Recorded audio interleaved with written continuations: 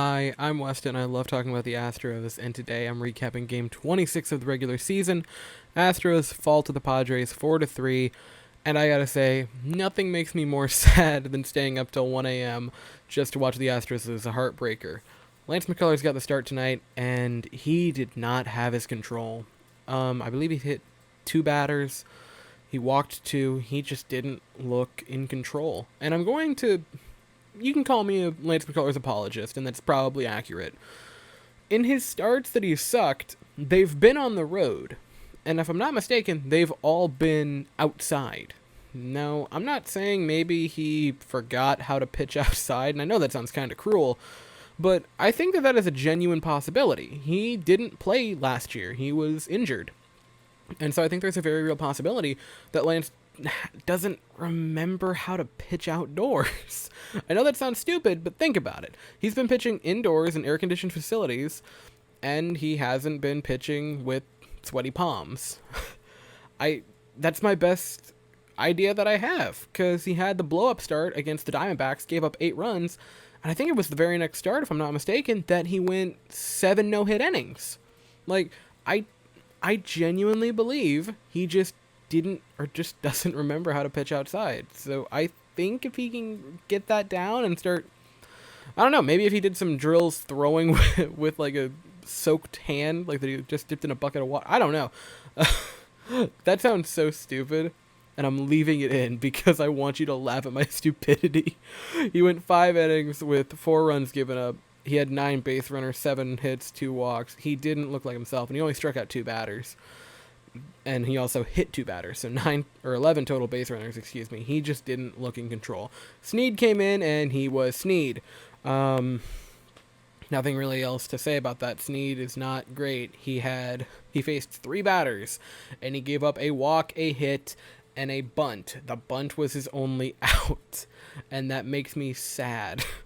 Enoli Paredes came in, and this is going to sound really bad because I claim to cover the Astros, but I heard them say Enoli Paredes is warming up the bullpen, and I'm like, wait, we called him up? The bullpen, I've said it a bunch of times, and I will continue to say it, our bullpen has just been shot to crap. It's been very sad. But he looked fine, actually. He looked pretty good. He got a strikeout, got out of the inning cleanly, and that was pretty good because the Padres have been pretty hot the past couple days. And he had runners at second and third with only 1 out, so he looked pretty good. Scrub came in, and Andre Scrub, man, it's not pretty. He ain't pretty when he does it, but he does it efficiently. 10 consecutive innings with no runs given up. 10 scoreless innings to start his major league career for Andre Scrub. That is incredible. That truly is just fantastic. I believe he's pitched 11 2/3 innings, no runs given up. He's looking great. And I said it already, but I will say it again. We gave up Tyler White, who last year, I'm going to be honest, and I like Tyler White. He was bad last year, and we got a pitcher now who's given us 11 2/3 scoreless to start his career. That's incredible. Paredes came in for the second consecutive night, and man, I'm going to take a minute to gush about Enoli Paredes. He has been incredible. I know that he had the one blow-up appearance where I believe he gave up 4 runs that kind of destroyed his ERA for a bit. But Paredes, man, he's been incredible. He filled the zone tonight, and it just looked... I'm going to make a comparison, and hopefully you watch multiple sports, or else you might not get this. He just looks like he is essentially like blitzing the batters. I mean, he just comes in, fills up the zone, goes on the attack early, throws gas. 8 pitches to get out of an inning against a very hot Padres team who had hit before this game 3 consecutive games with grand slams, and this was their 5th consecutive win. He filled up the zone. Like, he was not afraid to go after him. He threw 8 pitches tonight.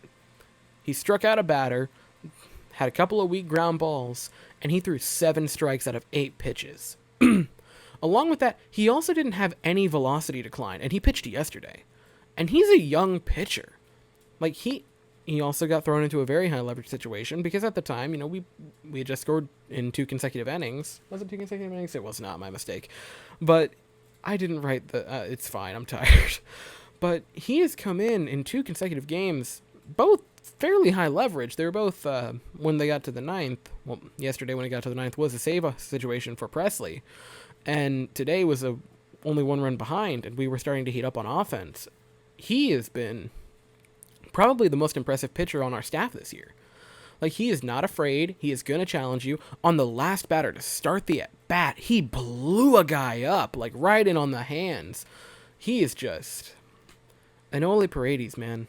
I'm so excited to see how he develops as a player, and especially excited to see how he develops as an Astros player. I can't wait to watch his career unfold, and I'm so happy that I'm in the timeline with him. It's incredible. The offense is the main reason we lost tonight. I know that's kind of weird because, McCullers gave up 4 runs, but I wrote this down, and initially I was writing it down because I was happy with it, and now I'm kind of irritated with it. We forced their pitchers to throw 64 pitches through the first 2 innings, and we forced him all out of there after 2 innings, and we scored a run. We loaded the bases up a couple times, and then when that happened, the second time, I believe, we just struck out 2 batters. It was Correa and Toro, I believe, is who came up. No, Reddick's after Toro, or Reddick's after Correa, excuse me. And they just both struck out.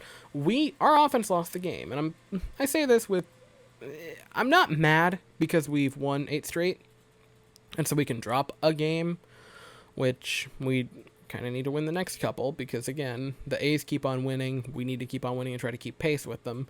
But our offense sort of cost us tonight. I think we were 4 of 16 with runners in scoring position, and that is not going to win you games. Before the offense, Springer got started with a leadoff double, and I am only mentioning this because I like to make fun of myself. For some reason, I wrote leadoff with 2 O's instead of 2 F's, so it reads leadoof. I'm probably an idiot, but, it's fine. Altuve had a single. Altuve had his 3rd consecutive multi-hit game, so hopefully Altuve is finding himself again. He also had a walk tonight. Altuve looks to be heating back up, and that is great because he is the heart and soul of this offense. Correa got the first run scored with a RBI single. Later on, Jones got a double. Then Straw got a hit. Altuve brought him in, and then Tucker with an RBI. And Tucker's RBI, I want to make mention to this. Tucker had a great at bat, and that's something that I wanted to bring up because it bothers me tonight with our loss.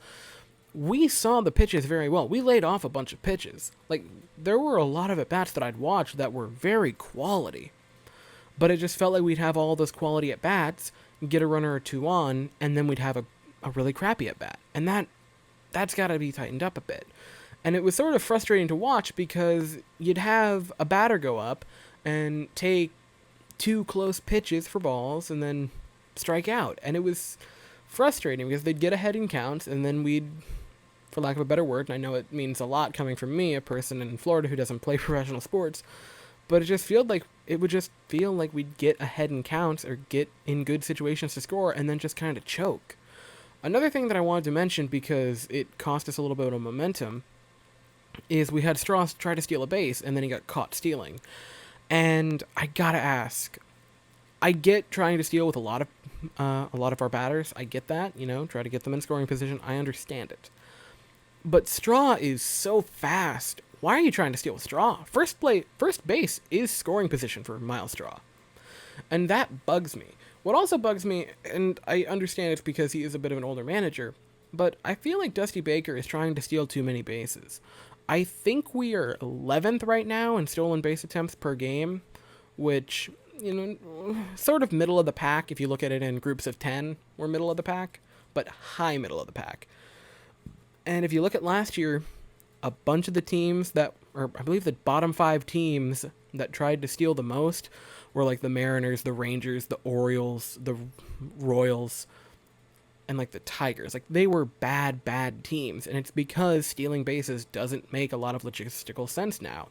And I like stolen bases, so it makes me sad to say that, but stealing a base just doesn't have the reward it used to. And if you looked at some of the higher teams that didn't try to steal that much last year, it was teams like Oakland, Minnesota, the Yankees, the Astros last year. They didn't try to steal that much. And so it kind of boggles my mind when we try to steal bases, because at this point in this day and age of baseball, I'm sorry to say it because I like them, but stealing bases just doesn't make a lot of logistical sense. Now, I'm not saying that they shouldn't at all. I think they should pick times, but that just didn't feel like the one with Miles Straw, who is just super, super fast. And that's when you do it. Like, he's in scoring position on first base, and I'm going on a tangent for no real reason. So yeah, that was pretty much it for the game. The offense just couldn't get it going with runners in scoring position, and that kind of makes me want to rip my hair out. Bielak gets the start tomorrow, and it is another late 9-10 start. Thank you so very much for watching. I hope you have a great day, and yeah, go Stros.